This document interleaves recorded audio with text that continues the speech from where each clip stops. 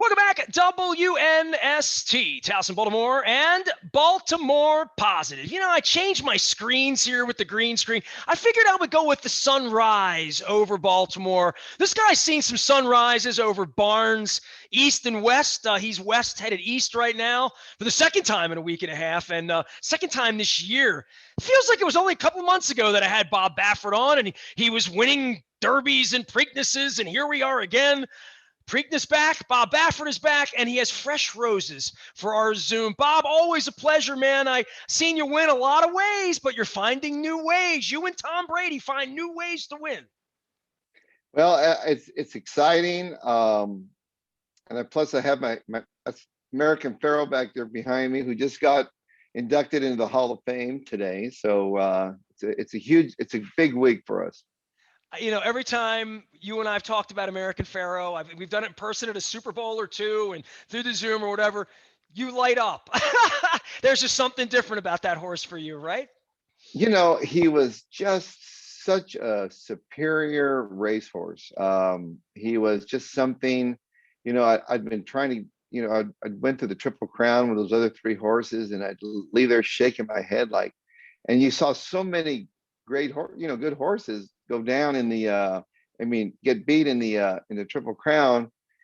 And all of a sudden with Pharoah, I said, when he won the Preakness, I said, oh, if I can't mess this up. This is the one, and 37 years and to come to Preakness and the way he won that day, and remember that pouring rain that came, it was just ridiculous. And I'll never forget, they were behind the gate, and my son Bodie, who wants to be a weatherman, he told me then, he said, Dad, there's a big cell coming in. We got to get out of here. And before they said riders up, we got a drop, and right away we ran into the paddock. We didn't get soaked like everybody else, and so it was just incredible race that day. He went so fast and kept going, and when he won, it was like I just knew right then that there's my Triple Crown winner.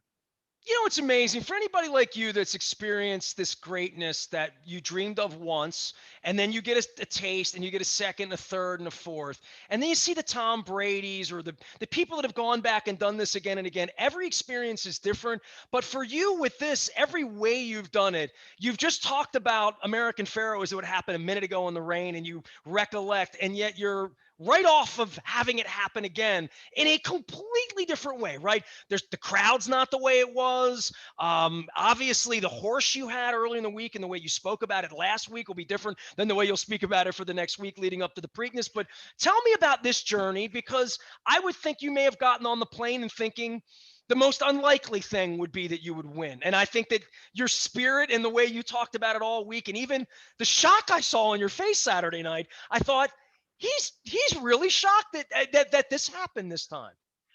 Yeah, I mean, I went in there as the underdog, and that's very rare. And I've been fortunate to bring all these good horses in there, and so we start every year. We start out with a group of really talented horses, and we had one, Life is Good, looked like he was going to be the horse, and that's the one Dick Girardi told me about, just so you know. Dick gave me that about 3 months ago, so you know.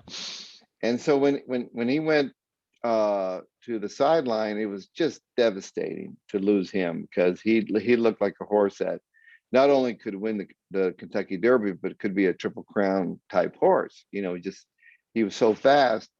And so we were down to a couple, and here's Medina Spirit, who was just first or second every time right there. And my son Bodie and Johnny Velox, they had more confidence in him than I did, because Johnny said, look, if he's doing better than he was in the Santa Anita Derby, we got a chance. We got him figured out.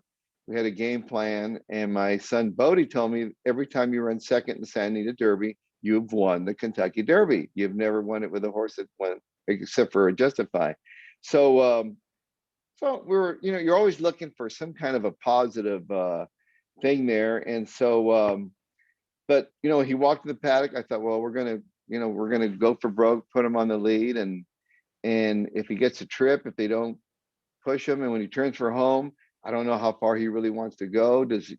but we do know that he has the heart of a champion. He's got so much guts and heart, like Silver Charm. He reminds me of Silver Charm. He does not want to be passed. And Johnny put him in a position training for home, and he was on the lead. And I was still not convinced he was going to win at the quarter pole. I was still just watching there, you know, with not feeling it. I was, well, he's at least he's in the race, and he got to the eighth post. I thought, wow, he's still there, and I'm waiting for the essential quality to kick in. And at the 16th pole, then I thought it was doable, and that's when my group, we were just going crazy. Like, please don't go all this way. There's nothing worse than leading and get nailed like Cavanier, and you get nailed right on the wire. I'd rather get beat 5 lengths, you know. And so, and when it happened, it was, wow, how did we pull this off, you know? And it's like it was so exciting. It was like winning my first Derby, because the ones you don't expect are those are the ones you really enjoy the most, because my expectations weren't really super high, and I always come into the Derby anyway prepared to for a beat down, because you have to, because so many things can go wrong. And for him to pull it off like that, it's just an incredible feeling. We were all giddy. Usually I get emotional, and I turn into I cry and everything. This was totally different. Like, wow, look what we just did. You know, we won the Derby with $1,000 horse. You know, it's not supposed to happen. Bob Baffert is our guest here in a wise conversation. Obviously, the Preakness coming to town. We're all getting ready for this. It's funny when you say this, because I know you through football and the Super Bowl. We've gotten to know each other more so than even being at the Preakness every year. Like, you come, you sit down, you do the Super Bowl. I know you love football. I remember you taking a crazy picture of me in San Diego many years ago to Super Bowl together. And every football coach and person who's been in the game a long time, they all say, it's one thing when you can be 13-3 or 14-2. Now it's 14-3 or 15-2 with 17 games. But when you know those expectations, but that year that you think you're going to be 6-10 or 8-8 and you're good, that and the fans feel that and people feel that. Tell me about the journey with the horse. The first time you laid eyes on this horse, and it sounds to me like you didn't really believe the horse could win the Derby until it did. Literally, right? Yeah, well, this horse came to us. We actually, he's by a horse called Protonico, who actually was a good racehorse. Todd Pletcher trained him, and he ran second to me in the Clark with Opportunity, who was a nice horse that I had. And Todd was telling me that, he was telling me the other day, he said, Protonico was a really good horse, but he had some issues. But if you look back at his numbers, he was a really good horse. And his best races were when he was on the lead and close to it. So I thought, hey, thanks for the tip, Todd. And so this horse was in a sale, and the owner that owned Protonico, grew up with Amr Zidane, who owns Medina Spirit. And we'd bought a horse for him early in the sale before for $1 million, to a really nice filly who went on, won a couple grade 1 win, Princess Noor, and he'd bred her also. But he says, hey, while you're at it, there's a Protonico in the sale that, is by my sire. You guys need to check it out. You should check it out. And if you like, you should buy it. I heard he's pretty nice. So he asked me to look at it in the video, and I have an agent there, and he hired an agent named Gary Young, who's, a professional clocker, really sharp guy. And I watched the video. I said, you know what? He worked well. I really can't knock the horse. Bob, can I ask you, how often does that happen? I would think for a guy like you, everybody wants to listen to my demo. Check, like, how often does someone say it's a cheap horse, but it's a good horse, and you listen to that? Well, it's the Silver Charm the same way. He didn't cost a lot of money, 80,000. I bought him off a video, and so watch him work. And so I liked him. Gary Young was there. He said he liked him, and so he says he's probably going to bring 75,000 maybe, or something like that, or 100. You never know, because he worked pretty well. He gets him for 35,000. And so with a horse like that, when you get a horse for 75,000, well, just like Real Quiet, I got him for 17,000. Nobody really, it's hard to take a horse really seriously until they really actually do it. And he ran some big races. He won his first race, and then he ran second to Life is Good twice. and Life is Good, second time beat him by 8 lengths, but then he ran second in the San Diego Derby. So, but he didn't bring his A game that day. He was, I think I'd lost some time with him because he had a little minor throat issue, and we had to stop on him for two. He had an ulcer in his throat, so we had to stop on him for 10 days. So he lost some training. So he didn't come into the San Diego Derby, really prime, but we had a month to get him ready for the Kentucky Derby. So he walked in the paddock. He looked great, but I didn't want my guy to get too overly excited. But he was convinced he was going to win the Derby. The owner did, and so I said, well, just we're ready for it. And if he's good enough, maybe we'll get lucky and get a piece of the hit the board or something. Bob, I learned to read form back in the 80s with Clem Florio and Charlie Ekman and these guys, out at the track. And obviously the Beyer speed rating and Vinnie Perrone and Andy Beyer and those guys were always around. And, King Leatherberry, those type of people. I'm talking 30, 35 years ago. I don't know enough about the science, but I know my wife has had 2 bone marrow transplant as a human being with DNA and what is possible and what a horse's bloodline meant in the 80s on a form versus science and where we are, that this is so unlikely that a horse that you are what you're born, I guess, or the perception would there be of. What would you say about that to somebody that is a village idiot just asking a question to someone like you about when you see a bloodline to say that horse can or that horse can't, and when something like this happens that alters that financial, scientific, whatever it is, it's science now. It's not just a thing in a form, right? Well, I think the thing about Medina Spirit with his horse, the person that bred it, I talked to her. She was going through a divorce. They sold the horse in Florida as a yearling at a bad time. That nobody was down there at the sale. If she would have waited, sold him in a different sale. It's all timing. And Protonico, he was a good horse, and his pedigree is not bad. He's got a good pedigree, but so a lot is timing. And so if you don't have the right people, you need 2 people to bid on them. And so they just threw him in there, sold for $1,000, and then they turned around and sold him in a Tyrrell and training sale for $35,000.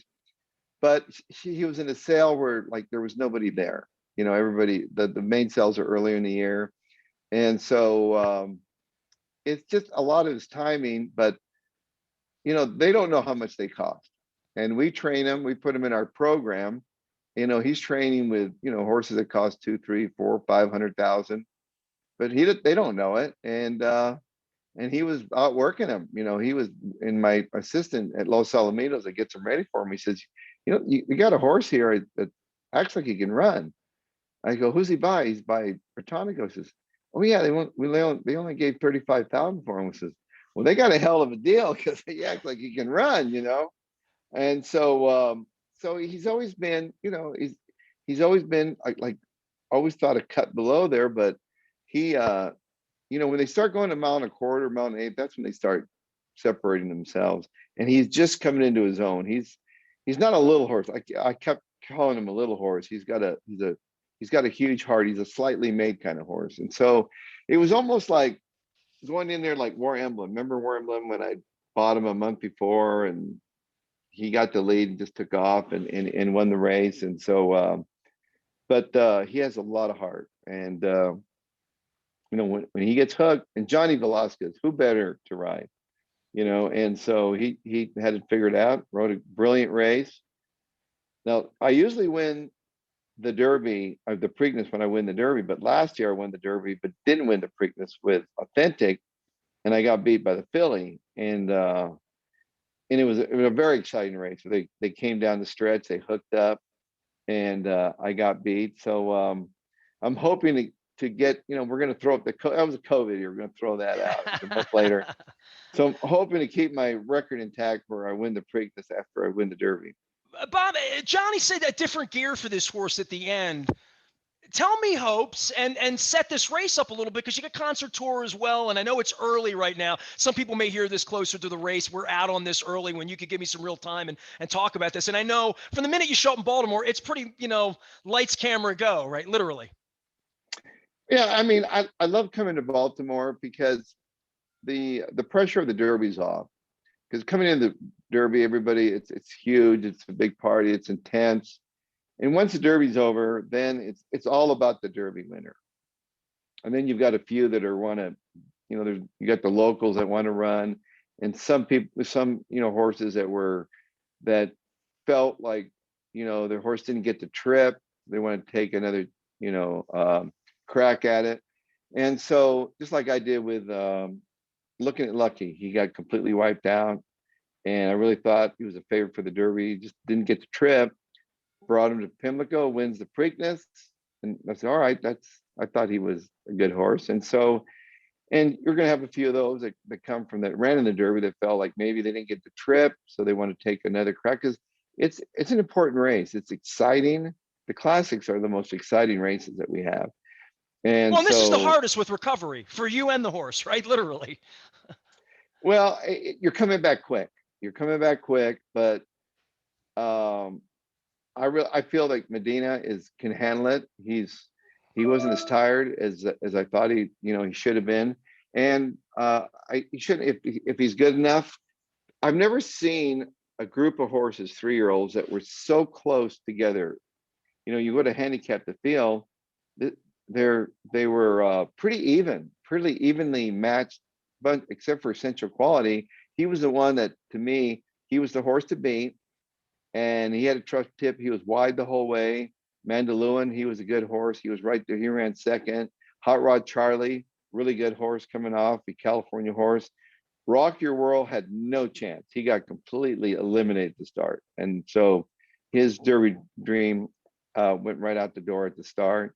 And a lot of them, it's a tough trip. So the Preakness is still going to be exciting. It'll be an exciting day. I'm bringing one in for the Black Eyed Susan on Friday.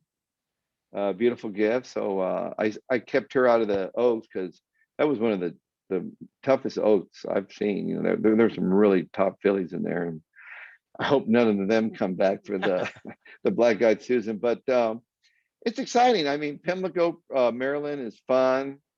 I get to eat the crab cakes. Absolutely. Enjoy myself, and everybody's so nice, and so I enjoy coming to Maryland. How's the COVID year changed things in your business, your personal and yours? I mean, the horses see the masks, but they didn't. I'm trying to figure out how it would change the industry for next year in the way that, like, college basketball, it's changed every industry. I know it screwed things up last year. Are we back now onto some semblance of normalcy to some degree in most places? You know what? I think the Derby, there's a lot of people. It was nice to see a lot of fans. There was like 50-some thousand fans there. But I reminded my jockeys, now these horses haven't seen fans. And so I ran Gamine that day, and she won, but she didn't win like she was supposed. She was supposed to win with authority, and she didn't. And she struggled a little bit because first of all, she broke horribly. She almost fell down. And then she got up, but she was jumping shadows and looking, and she turned for home, and she'd never seen anything like that. And some horses, it affected, especially when you're out there by yourself, like she always runs. So that's where I can see a difference. But it's so nice to here we're finally slacking a little bit about the mask, and just it's just getting old. We want to get back to our lives. Well, Bob, we get you back to real life, back to Baltimore here for crab cakes and another round at another Triple Crown with a Medina Spirit. And I always appreciate you making time. It's always a pleasure to visit with you and root for you. My wife and I were running around town looking nice on Derby Day. The weather was good. We got back for the race, and I'm like, Bob's horse is 12-1. How are they going to let this happen? How do you let a Baffert horse go? So, I was pulling even harder for you because I don't see you as the underdog. It's fun being an underdog, isn't it? Yeah, it's actually fun, but it's not going to happen this time. I'm actually running 2 horses, concert tour, and I really thought there's a horse that would have been the second choice in the Kentucky Derby if he'd won the Arkansas Derby. So when he got beat, I mean, the owner, we talked about it, and the owner was like, how can we win the Derby if he running third in the Arkansas Derby? And so I've never been talked out of a nice, good Derby horse until this last year's Derby. He said, I really don't want to run unless I said, well, give me a week. Let me get him back there, watch him train, and maybe a lot of things can happen. So after Medina Spirit won the Derby, I worked him. He worked really well. And Gary West, he said, "Hey, I'm willing to take a chance now." So it's going to be good. They're both fast horses. They're really, they have speed. So it's going to be interesting. The break's going to be very important. But I'm like, our barn, we run into this problems. We run 2 or 3 in these stake races because I'm fortunate that I train for a lot of good. I got best clients in the world, and I don't want I want them to be part of it. Just because I have another horse in there, you can't worry about that. Because I just want them to show up and run the race, and if they win, whoever wins wins, and So I'm looking forward to coming to the Preakness, and I get to come in there feeling pretty good, and so I'll be in a great mood all week.